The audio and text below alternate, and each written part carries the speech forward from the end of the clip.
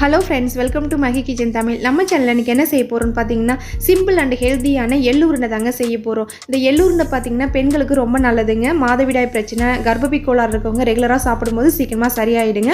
அதே போல் குழந்தைங்களுக்கு இது ரெகுலராக கொடுத்தீங்கன்னா நல்லா ஹெல்த்தியாக இருக்கும். சொல்லுவாங்களே, இளைச்சவனுக்கு எள்ளும் கொழுத்தவனுக்கு கொள்ளு கொடுங்க அப்படிம்பாங்கள்ல, அந்த மாதிரி இளைச்சி போன குழந்தைங்களுக்கு இந்த எள்ளு உருண்டை கொடுக்கும்போது நல்ல இம்ப்ரூவ்மெண்ட் தெரியுங்க. வாங்க இது எப்படி செய்யலாம்னு வீடியோக்குள்ளே போய் பார்க்கலாம்.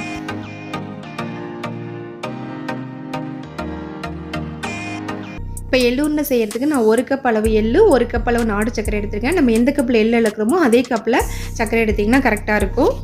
அடுத்ததாக நம்ம ஒரு பேனில் எள்ளை சேர்த்துட்டு நம்ம ஃப்ரை பண்ணி எடுத்துக்கலாம். இதை ஃப்ரை பண்ணும்போது சிம்மில் வச்சுங்க, சீக்கிரமாக கரிஞ்சிடும். அதே போல் எள்ளை நம்ம செய்கிறதுக்கு முன்னாடி நல்லா கழுவி காய வச்சுட்டு அதுக்கப்புறம் செய்யுங்க. ஏன்னா எள்ளில் பார்த்திங்கன்னா மண்ணுக்கல் அதிகமாக இருக்கும். அதனால் கழுவிட்டு அதுக்கப்புறம் காய வச்சுட்டு இந்த எள்ளு உருண்டை செய்ய ஆரம்பிங்க. இப்போ பாருங்கள், நல்லா வறுபட்டுடுச்சு. நம்ம அடுப்பை ஆஃப் பண்ணிடலாம். இப்போ வறுத்து வச்ச எள்ளை நம்ம வேறு ஒரு பிளேட்டில் சேர்த்துட்டு நல்லா ஆறட்டும். இது கொஞ்சம் கூட சூடு இருக்கக்கூடாது. அதனால் நல்லா ஆறினதுக்கப்புறம் நம்ம மிக்ஸி ஜாரில் சேர்த்துட்டு அரைச்சிக்கலாம். எள்ளு பார்த்திங்கன்னா நல்லா ஆறிடுச்சு. இப்போ இது மிக்ஸி ஜாரில் சேர்த்துட்டு இது கூடவே ஒரு 2 ஏலக்காய் சேர்த்துக்கலாம் வாசனைக்காக. இதை ரொம்ப அரைக்கக்கூடாது, லைட்டாக 2 சுற்று விட்டுட்டு எடுத்துக்கோங்க.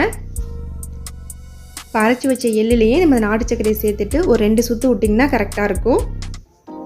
ரொம்பவும் எண்ணெய் வர அளவுக்கு நல்லா அரைச்சிடாதீங்க. அது எண்ணெய் கசண்டு அடிக்கிற மாதிரி இருக்கும். அதனால் ஒரு குறக்குறப்பாக இருக்க மாதிரி எடுத்துக்கோங்க. இப்போ நம்ம அரைச்சாச்சு, வேறு ஒரு பிளேட்டில் மாற்றிக்கலாம்.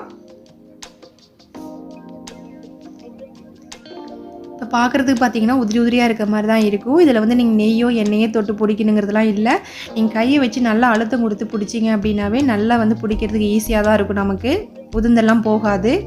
நல்லா நான் பிடிக்கும்போது நல்லா அழுத்தம் கொடுத்து பிடிங்க.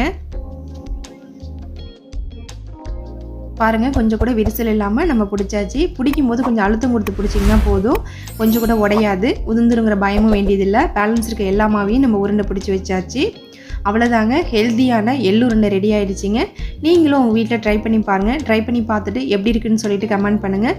நாங்கள் போகிற ரெசிபி உங்களுக்கு பிடிச்சிருந்துச்சின்னா மஹி கிச்சன் தமிழுக்கு சப்ஸ்கிரைப் பண்ணிக்கோங்க.